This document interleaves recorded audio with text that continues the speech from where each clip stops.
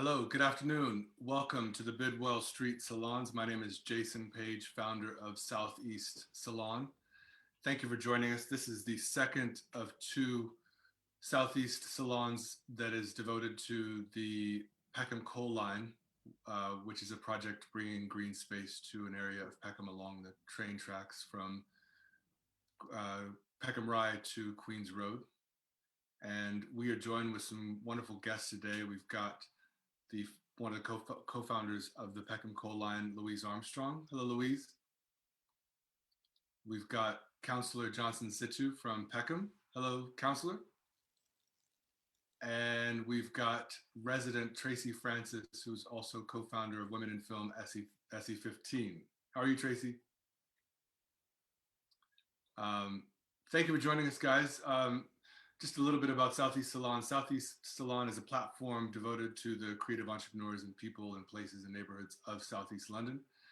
We are a global access point for the best area of the capital, trying to highlight all of the wonderful things that are happening in our corner of the capital and broadcasting that out, bringing people together. And we are producing a few events to support the Peckham Coal Line as we see them go into a new phase of development. And you can actually keep up with the conversation and give us your comments and ideas and thoughts by either emailing us at team@peckhamcoalline.org or finding us on Twitter, Facebook, and Instagram at Peckham Coal Line. And we ask that you join us on the Peckham Coal Line Facebook page if you'd like to comment on today's event. This is, as I said, the second of two salons for this particular phase of the project. And we encourage all of you to give us your comments, your ideas, your thoughts about what you'd like to see in this process, because the whole point of these few events is to highlight what's going on with the project, talk about the wonderful support the project has received thus far, and to give the community an opportunity to feedback to the crew about what they'd like to see, what you'd like to see in this project, because this space is being led by the community, created by the community ideas.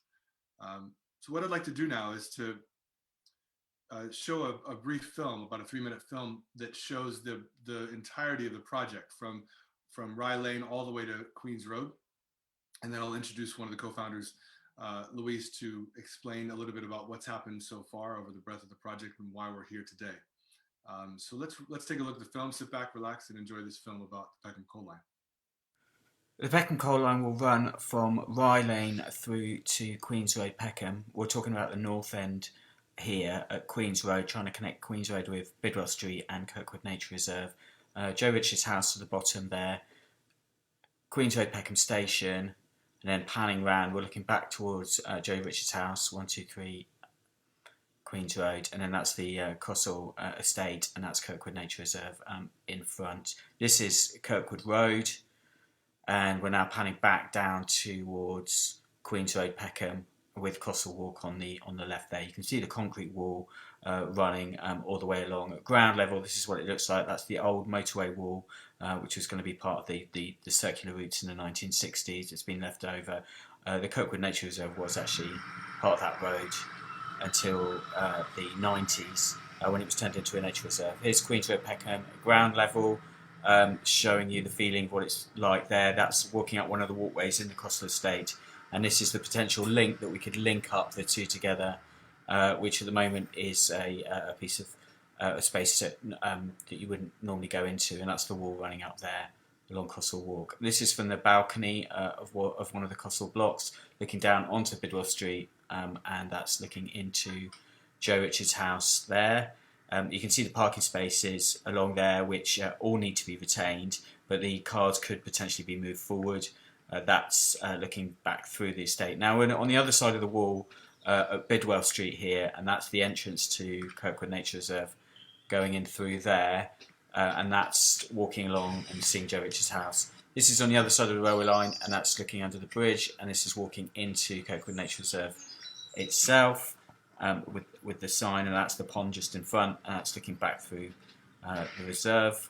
and that's the pond space. So it has a very different feel from Queens Road Peckham, but they're so close to each other, just 200 metres apart. But a lot of people don't know about the nature reserve. This is Kirkwood Road End, and some of the works that we've been doing at Kirkwood Road End to improve the access there. So we've created a 3D model of it that future whoever we collectively choose to appoint can use, and that will be a tool that they can start to put in their ideas into. But it's also something that we can use to try and generate ideas as well. So looking at it at a very kind of basic level, as to what actually the 3D stuff that's there. This is what we're talking about. So the trees are all in the right place. We're back on Queens Road there.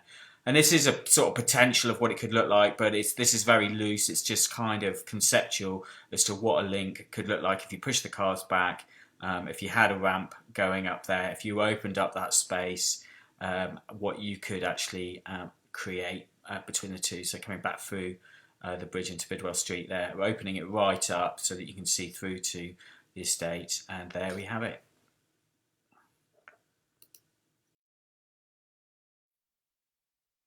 All right, that was great. It was nice to see that visual representation, see what the possibilities are, see what's coming next.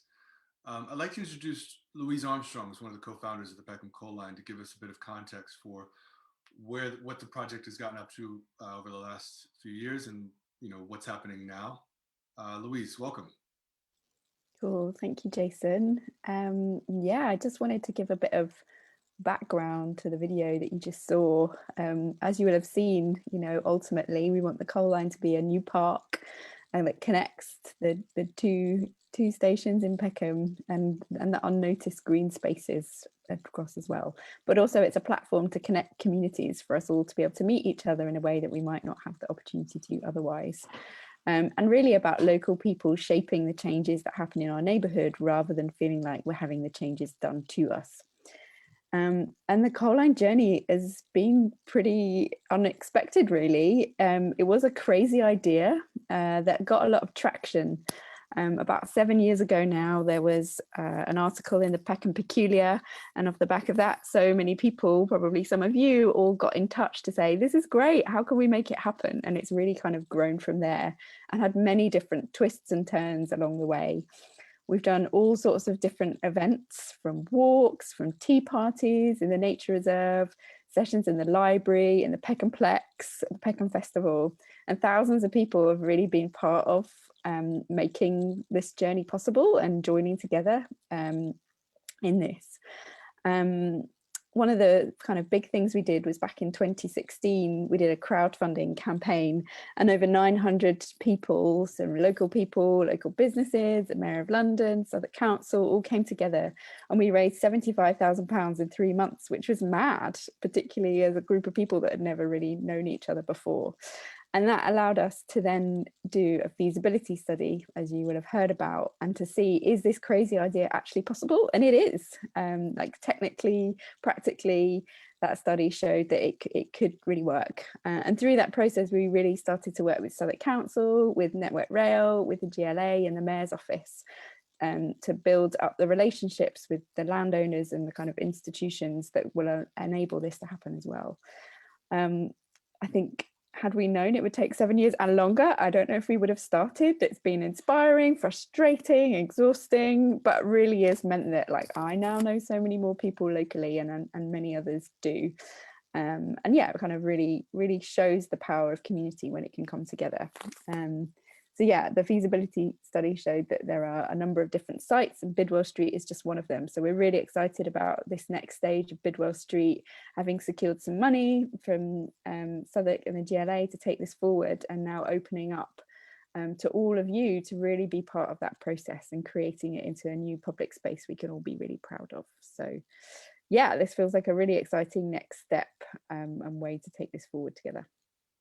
Thank you, Louise. It's a great time. I think one of the exciting things is, especially now, I think everybody's sort of looking for opportunities to get involved with their local community and possibly establish a little more green space or take advantage of opportunities that are right around their community, especially now. And you've gotten some wonderful support from local elected officials. I'd like to introduce Councillor Johnson Situ, who is a cabinet member for climate emergency planning and transportation. Hello, Johnson. Welcome. Hi, Jason. It's good to be here with you all. I just wanted to follow on from what Louise was saying, which was why Southwark Council is very much supportive of this. It's a fantastic initiative, fantastic idea, and it does so much more than promote walking and cycling. It does so much more than, as you would have seen in the video, bring to life spaces that otherwise would not necessarily be accessible. It's about the community coming together as well. So, you know, Louise talked about the fantastic effort in terms of the crowdfunder and the opportunity. I've certainly been to a few meetings over the years in which the community has come together to both celebrate the achievements, but also see how it can go further as well. So, you know, really excited to be able to support it in any way we can. In the past, as a council, we've recognised it in our new Southwark plan. So that's our overall planning document, which guides development across the borough, and really pleased to be able to do that. We've also been able to have negotiations with landowners in the area to ensure that the route is as much as possible safeguarded as well. And so in addition to this exciting part, which is this next stage of Bidwell, and I'm pleased to be able to play a role in terms of local Section 106 and Cllr as well. It's really, really good that we've been able to have that discussion with landowners, joining the efforts of the campaign and the project more widely to be able to create that link as well. I guess what's next from the local or from the council perspective, we'll continue to do all we can.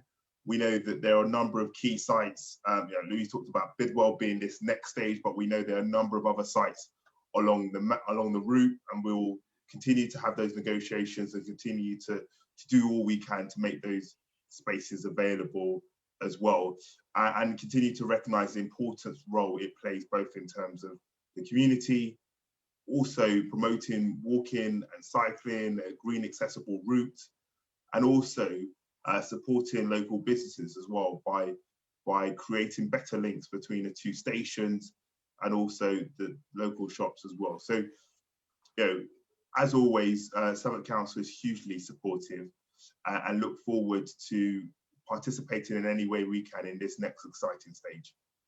Johnson, thank you very much. I think one of the key points that you made was just making connections, and I think what is also exciting about this project, specific to where it sits, is that there's now a wall between the Cllr estate and Bidwell Street, that a part of a greater plan is coming down, which means you'll be able to link the shops on Queens Road, another access point to the station, to the folks on the other side of the tracks, also from folks from the Cllr estate into the Kirkwood Nature Reserve.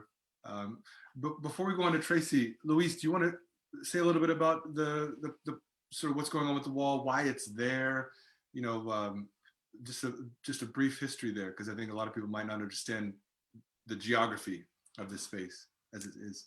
Yeah, so the big concrete wall, which you kind of don't notice, and then when you see it, it's so kind of in your face. Yeah. There was actually some infrastructure from the 1960s that was put in place when there was going to be a huge road that went all across South London, from Peckham through to Camberwell through to Brixton.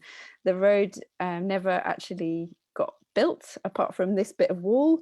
And so there were spaces. That's why the nature reserve is there, because the land that was going to be the road kind of was open, and the council turned it into a nature reserve instead. But yeah, that wall is a bit of a relic and a hang up from what was there. So one end of the coal line, you have that old kind of railway infrastructure. At this end, actually, you've got the old kind of road infrastructure as well. So it's a massive, hugely thick wall that's literally kind of creating divisions in Queens Road. Well, thank you for that context. And thank you, Johnson. I'd like to go on to Tracey Francis, one of the co-founders of Women in Film SE15.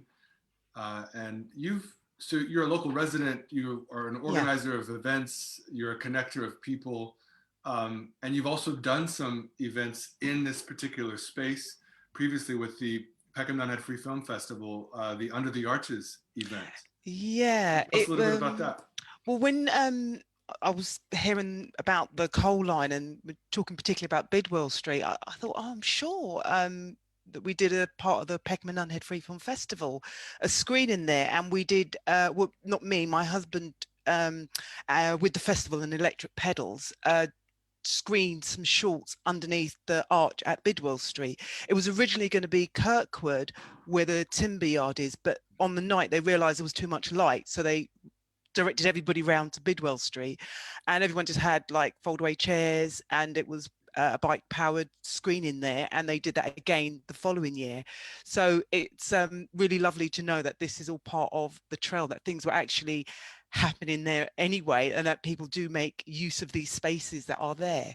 So yeah, it's a really good location for films. Yeah, it is, and I think we do have a photo of that event that we can pop up on the screen at some point. But it looks like, I love the pedals as well, the electric, the bike powered film screening, and just the idea that people are bringing out their own chairs and people are enjoying themselves in a space very close to their homes. It's very much the spirit, the same spirit we're trying to convey through the coal line.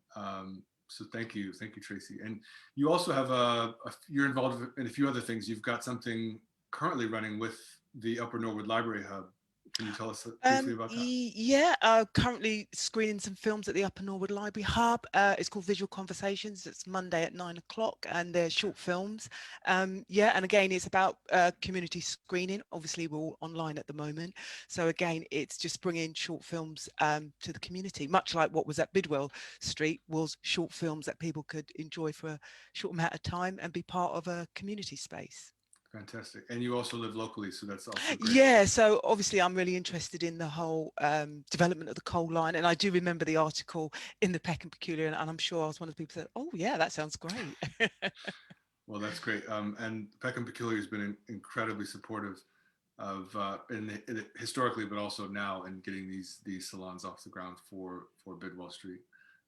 Thank you, Tracey. I'm going to take a couple questions that we've been getting from the comments section. Thank you for commenting and joining us. Howard Francis, I think, Tracey, you know Howard Francis. Will the coal line open up in sections if funding is successful? I think the answer is yes. And Louise, I don't know if in terms of future, I know we're focused on Bidwell Street and this phase 7, but maybe you want to speak a little bit about the broader picture a little bit. Yeah, and so I think one of the reasons for breaking the coal up into different sections is partly because of the different landowners of the different sites and kind of just the status of those different things.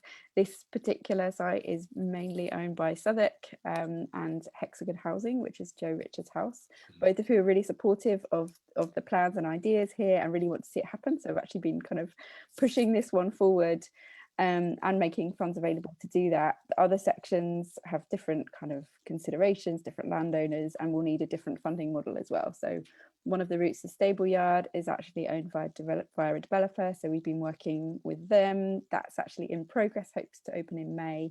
And the other sections are a bit more complicated.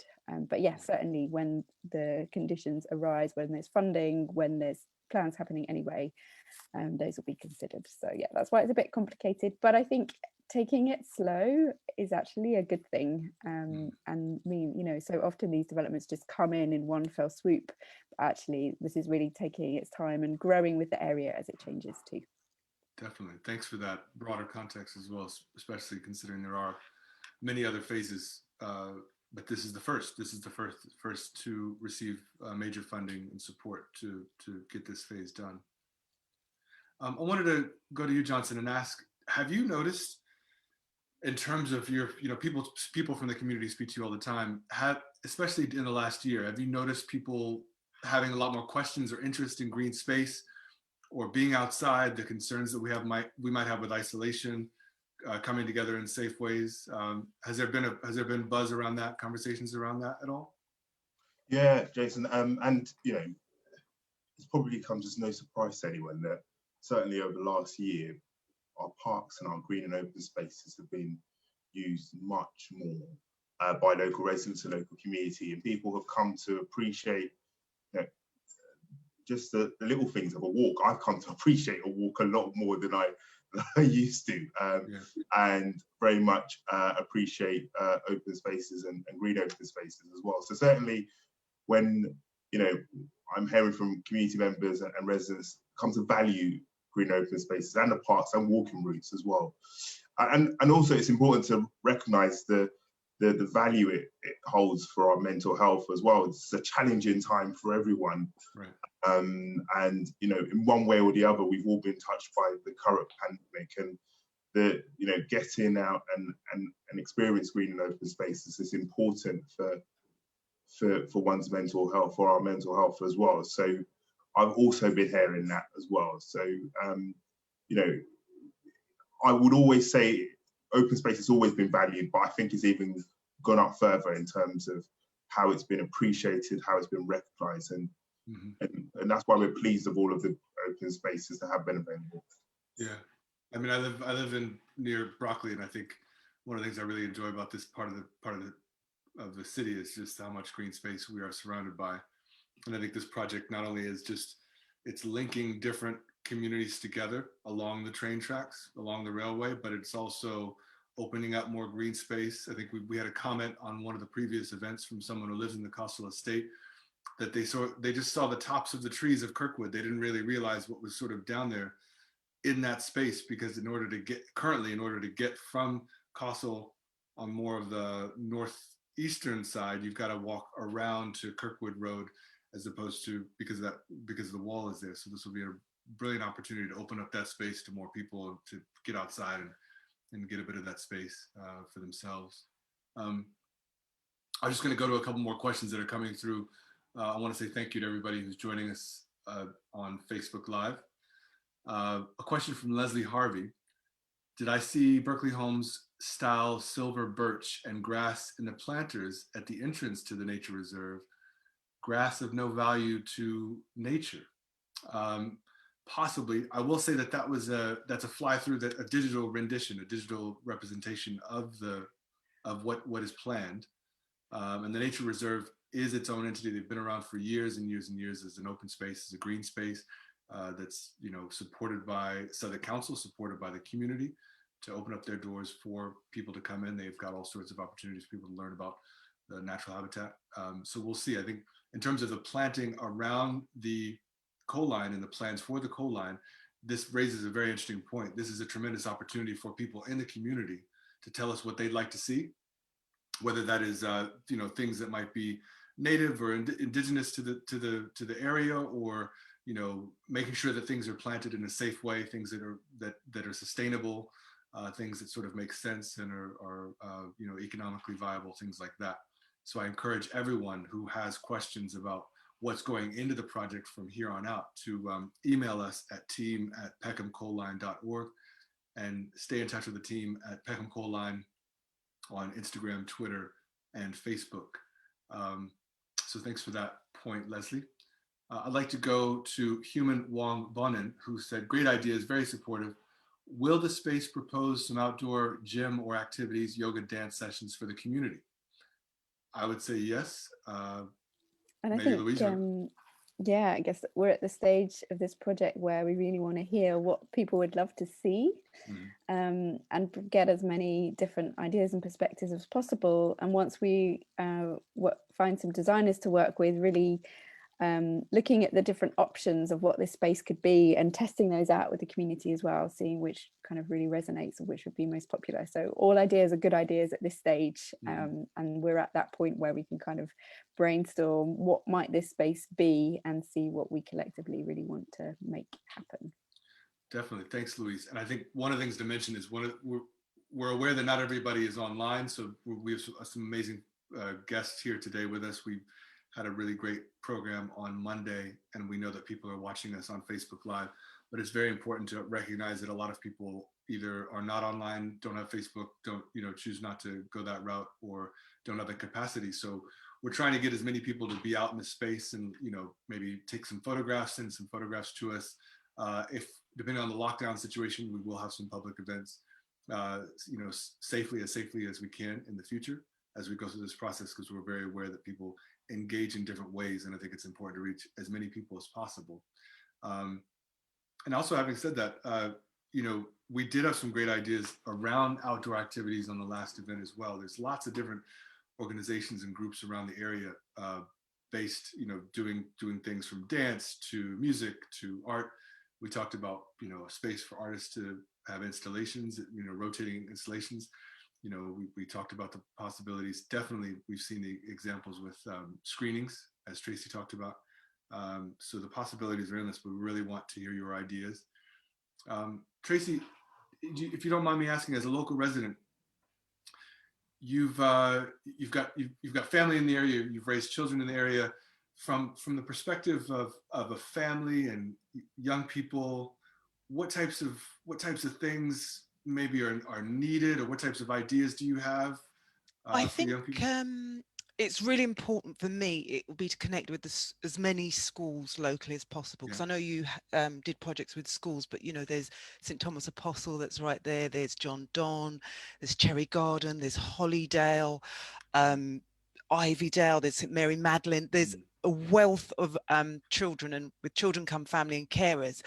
And I think it will be really important, and also people who are homeschooling as well, not because of the pandemic, but have made the choice to homeschool, to really hear what the young people have to say. Well, just their ideas of living there, how they feel in this space, what their future is, because there's so many young people that have got so much to say, and sometimes we as adults may not necessarily take their ideas on board because it may seem like we just can't do it or it's not viable, but of course it can be viable because ideas adapt along the way. So I think if to connect with schools would be really, really good. And I think, and then obviously parents, grandparents, aunts, uncle, carers that will suddenly may not know about the coal line, who live right near there, it will be a really good way of engaging people. Because I also think when people talk about community events and getting involved, some people just don't know how to. Even if you might say, oh yeah, email, contact me, but they just don't know how to get involved. Because I mean, I only got involved really with community stuff once I had children. Prior to that, I just lived my life basically. So I think that's a good way to start the process for me anyway, of getting people involved. I spoke to my son, who's 21. And I said, what, would you use this space? What do you think? And he said, oh yeah, I'd walk through it. So I thought, oh, that's good. That's something. And I said, was there anything you'd like to see? He said, oh yeah, like there was music. And obviously he went to the Under the Arches screening when he was much younger then. And he says, yeah, it would be nice to see music and stuff. And as the conversation got sort of, a bit more, he was sort of talking about different things that he liked to see along there.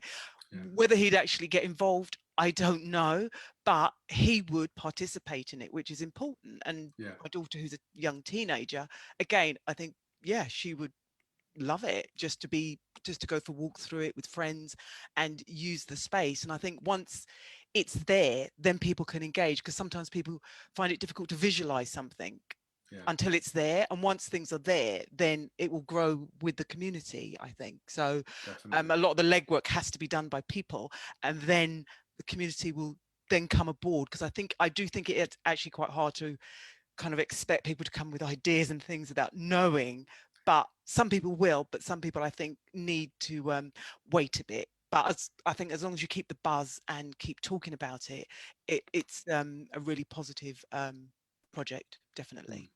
I love that idea of a space that can grow with the community, and like what's the kind of base thing that you can actually add different layers to, whether that's in different seasons or when different things happen.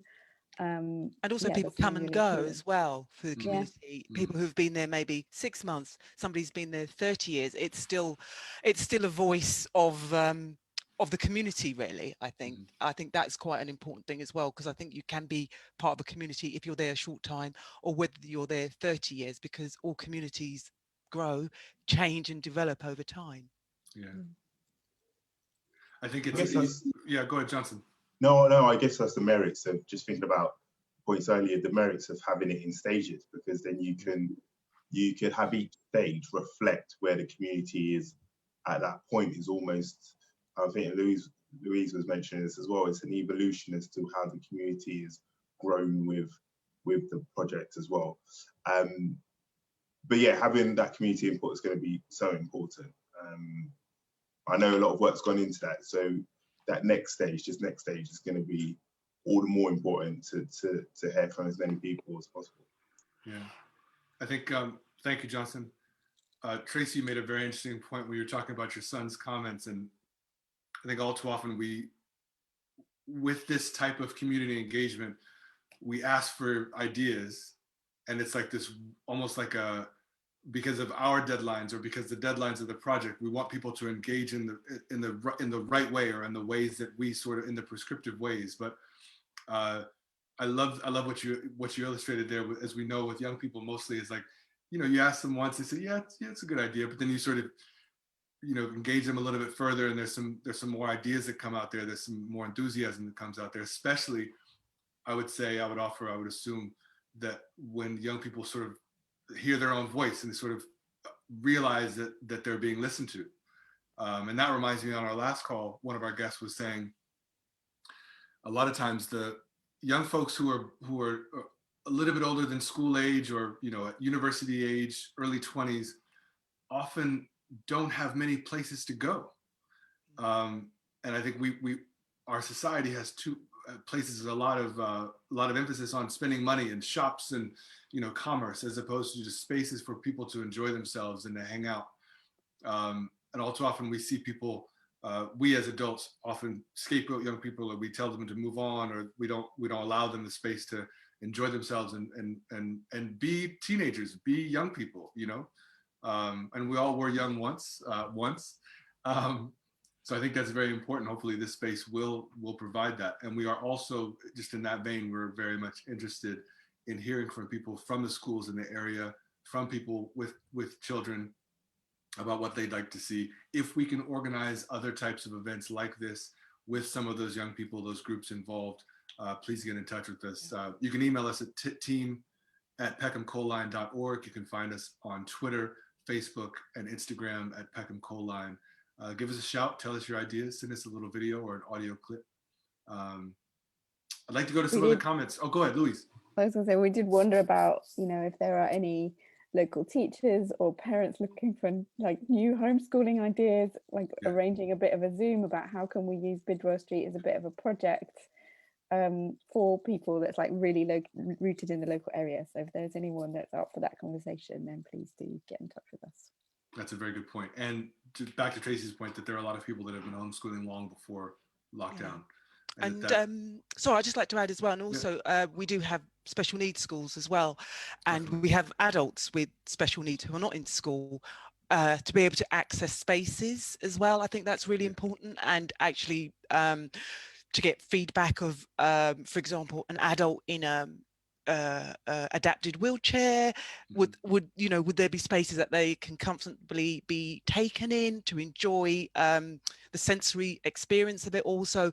I think that element of it is very important as well, because coming off of, say, like Queen's Road, which is very busy, if you are living near there and want to just go for a walk, it is kind of a process to get somebody together to then go for a walk. I think things like that is quite important to think about as well, because people who don't get a chance to access the areas that we take for granted, say for example like Nunhead Cemetery, which is a lovely space, but it is up and down, very bumpy, and if you are in a wheelchair, if you're if you're visually impaired, it's those things as well. So I think for me as well, when I think about the coal line, a sensory journey is as well quite important as well. Just thinking about other people who don't just naturally just take everything in on face value. It is a process to leave the house and go for a walk is quite a big thing. So for us, when we say, oh yeah, we'll just throw a coat on and go for our hour's walk, for some people it takes a long time to prepare just to get out for a very short walk. So yeah. That's a very good point. There are lots of different perspectives to be taken into consideration as this space gets developed. So thank you very much, Tracey. Any more thoughts on that in terms of accessibility or just different ideas, Louise or Johnson? I've got some wonderful comments. Mark says, hello, I'm a local artist and a designer and just wondered what scope there would be to be involved in the development of the project. Thanks, Mark. Of course, in terms of being a designer, local artist, there are plenty of opportunities. Please get in touch with us, give us an email, leave us a message on social media. And yeah, go ahead. And if I just coming on the accessibility point actually, and linking it to communities as well, I think there's an interest in, particularly within the process, and also when we see the final outcome as well, there's an interesting one about how you bring the community together as well, and how you bring different parts of the community together, whether it be on age, disability, race, gender. I think there's an interesting thing that we're finding about, particularly over the last year, the role that public spaces plays in bringing people together. And so I think accessibility is a really important point, because you want to ensure that you have the full diverse, broad community joining, and you do want the space to bring the community together as well. So no, I think that would be absolutely important moving forward. Definitely. I think there's something, something about, whenever the pandemic ends, when we're able to meet and gather again, it's going to take on a whole new kind of importance and emphasis, and I can't wait for live music and coming together. So how can we really, design that space for the celebration after this, and also remembrance of all the people who it's been a really tough time for, they've lost loved ones as well. So yeah. And a lot of times people talk about returning back to normal, but in a lot of ways, what was normal, as to sort of piggyback on what Tracey said, were a lot of missed opportunities to get involved. And I think we have a chance now with the pandemic, with the lockdowns, to think about how some of these spaces are created for everyone, as opposed to more heavily designed spaces or more artistic spaces, or visions that come from outside of the community, if you will. So I think we have a tremendous opportunity here. Thanks, folks. I'd like to go give a comment from Elsie Thompson, who says it's great to hear about these community projects happening, especially during lockdown. Thank you, Elsie. Jeffrey Juden says it is wonderful to know that there is council support. So seldom is this granted in London. I mean, it is great. It is great to see the council support. I would say the council's supporting, obviously lots of different projects. So I'd say we got to give them credit for definitely being supportive, this and other projects as well. So thank you for the comment, Jeffrey. One more comment from Stephen Guy, who says, getting schools involved is a great idea, Tracey, and will help show breadth of local engagement when working with various bodies for planning and grants, etc. Definitely, that's a good point, especially in terms of showing a case study for how things can work for other people in the community that are looking for opportunities to develop their own areas specifically. One thing that's sort of related to this that we might speak about is, Harold Moody Park is just around the corner. We spoke about this the other night. This is an opportunity to tell stories that might not have been known by the general population these days at this moment in time. Louise, do you want to talk about a little bit about that? I mean, you've spoken to a historian.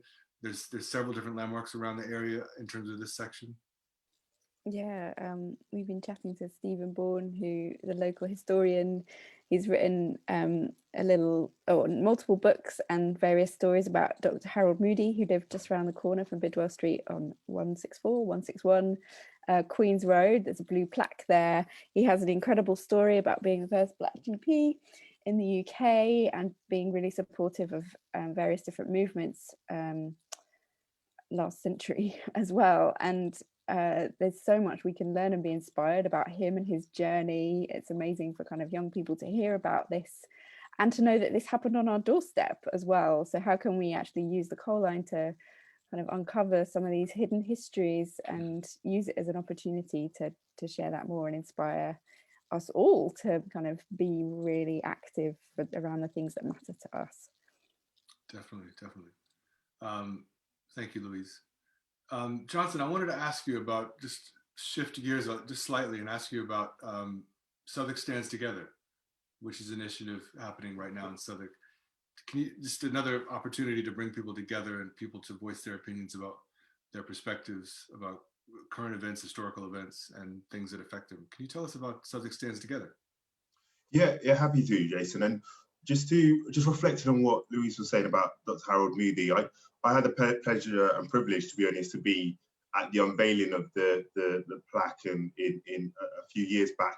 And absolutely phenomenal story. And why, you know, again, first Black GP in the area, absolutely at the forefront of civil rights movement within the UK, which is really, really important. But also, one thing that's often missed as well is the fact that his health centre offered free healthcare for young kids in the area, which, if you think about what we've just been talking about, where are the spaces that are bringing people together? Back in those days, it would be the local health centre, and so still now as well.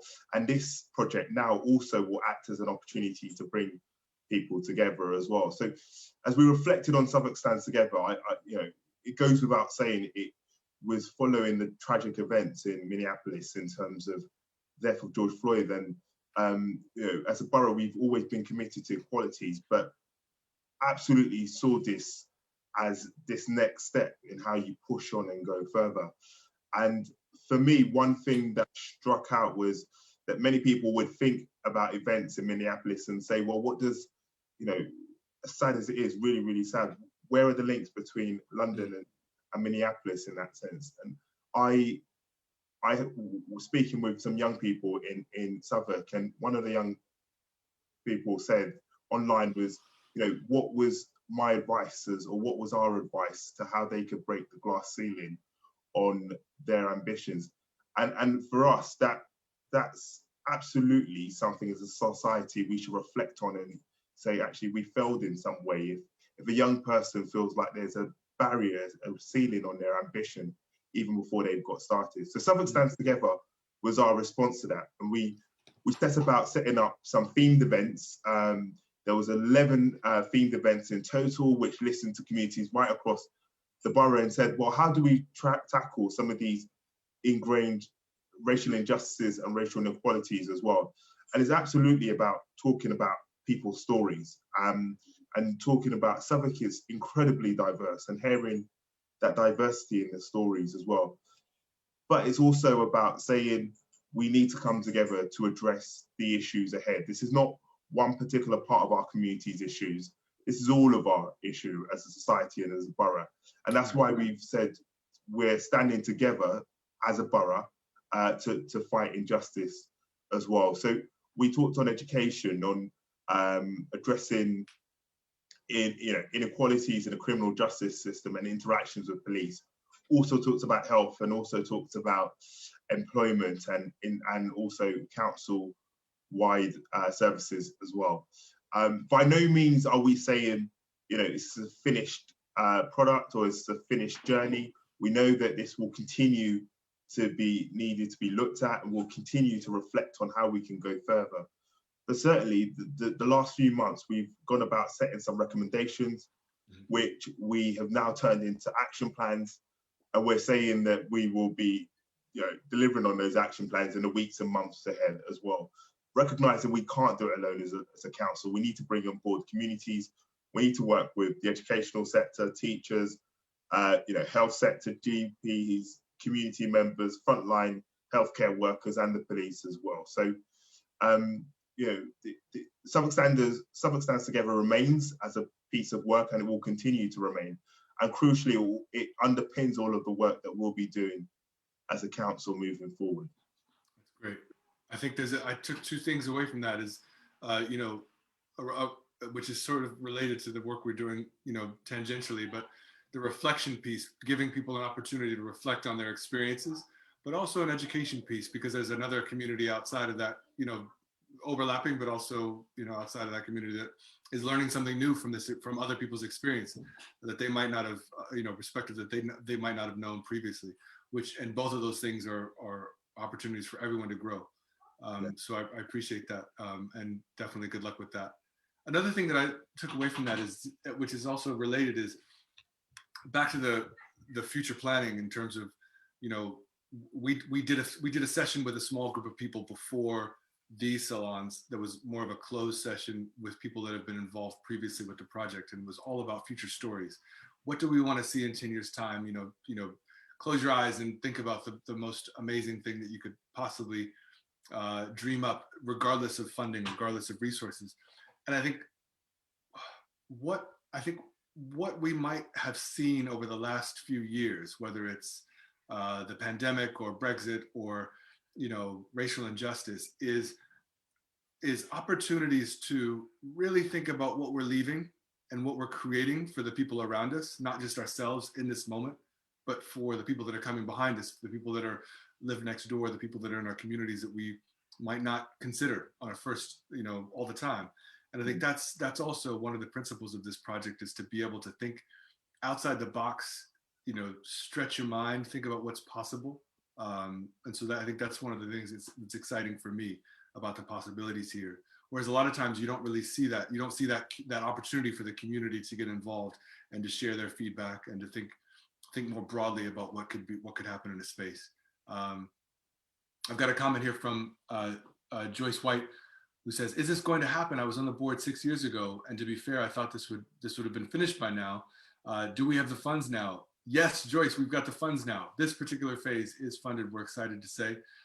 It is happening. It is definitely happening, but it can't happen without ideas from the community. So thank you for that.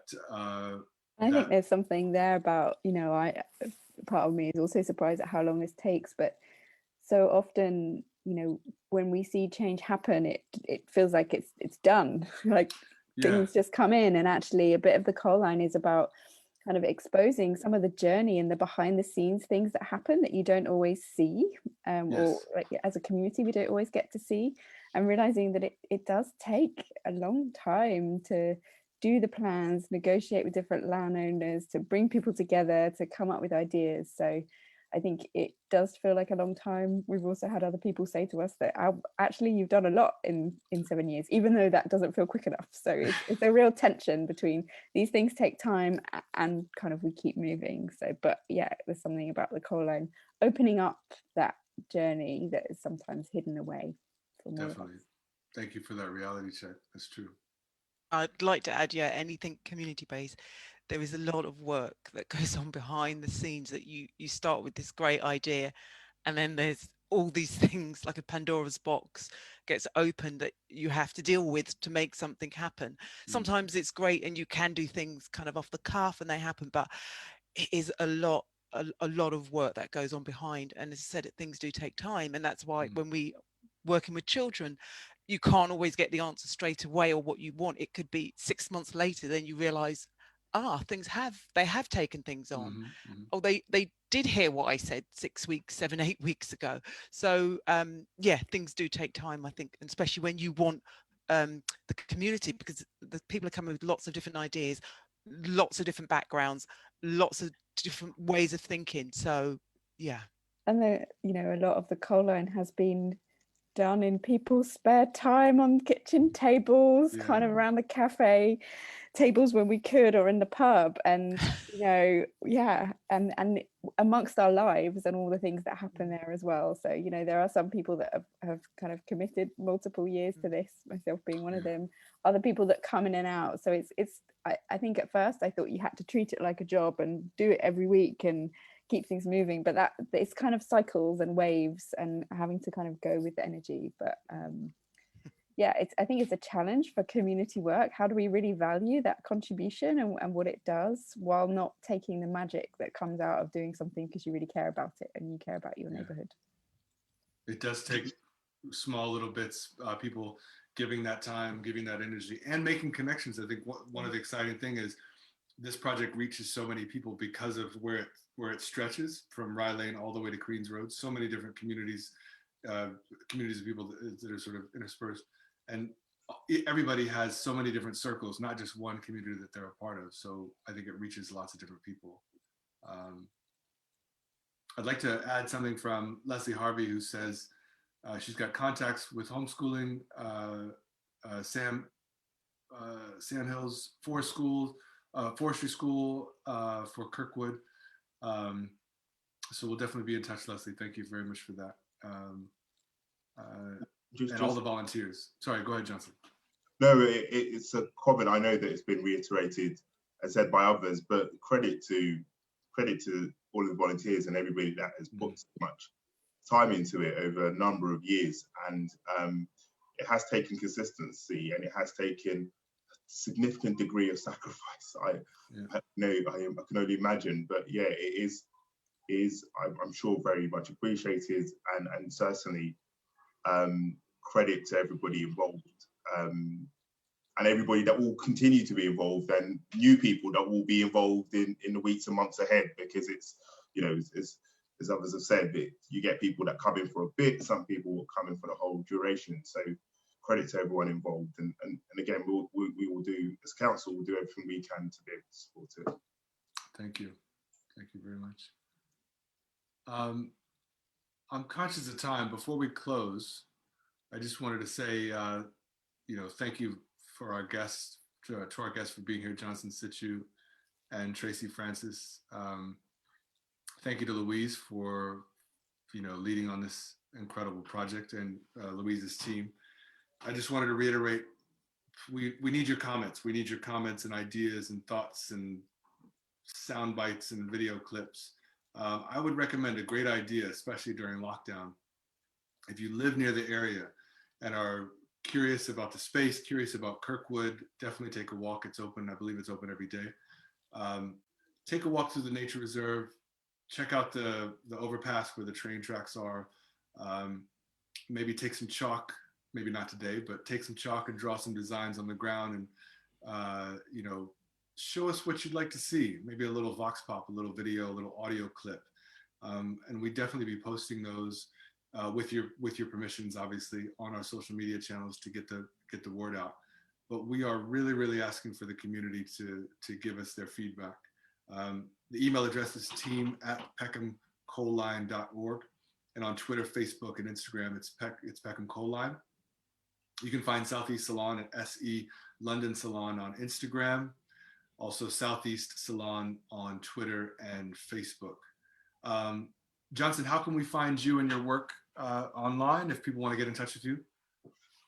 Yeah, feel free to email me at johnson.situ@southwark.gov.uk, on Twitter at johnsonsitu as well. Yeah, feel free to email me and I'm the local councillor for Peckham as well. So with my local councillor hat, I'm always happy to pick up any questions as well. Anything else that you've got coming up in the next few weeks that we should know about? Oh, the list is long, I'm sure. We've got, massive commitment to responding to the climate emergency. We've made a number of announcements in respect of what we will be looking to do in terms of planting 10,000 trees. We're looking for people's thoughts as to where those trees could be planted. So look on Southwark Council website to keep an eye out for information on that. But yeah, we're looking forward to ideas on that. And of course, the coal line will be, I'm sure, a perfect route at some place to plant some trees as well. So welcome any ideas there. Great, thank you very much, Johnson. Tracey, we spoke about it at the beginning, but tell us what you've got coming up. Anything we should know about? Oh, well, thank you very much again. I'm doing some screenings at the Upper Norwood Library Hub, who's kindly hosting this today. It's called Visual Conversations. It's Mondays at 9. We've got another 3 weeks of short film screenings. Basically, because everything's online, this is part of their online community project. It's short films. And this Monday, I'll be screening a film called A Place of Rage, which is a brilliant film. I'm looking forward to that one. Hits close to home. And Louise, any parting thoughts? Just to say, kind of, while this process is happening, Bidwell Street is our blank canvas. So if you want to get creative, if you want to do something, if you want to put something there, a poster, whatever, do it, make it happen. It's a car-free spot, which normally just gets filled with fly tipping right now. So anything that can kind of bring it to life and test out ideas, then please do kind of have a play. And yeah, anyone that's got some energy to put into this, we'd love to hear from you. We need that to get us through this next stage. Thank you, Louise. I'd also like to say thank you very much to Galina Wren for producing. Galina works with the Upper Norwood Library Hub. Please seek them out. They've got loads of opportunities there. Oh, there she is. Hello. Sneaky. And that's it. My name is Jason Page. This has been the Bidwell Salons, the second of two. You can find us on both the Southeast Salon Facebook page and the Peckham Coal Line Facebook pages. Please give us your ideas, keep in touch with us, and stay tuned for what's next. Thanks, guys. Have a great weekend. Yeah. Thank you.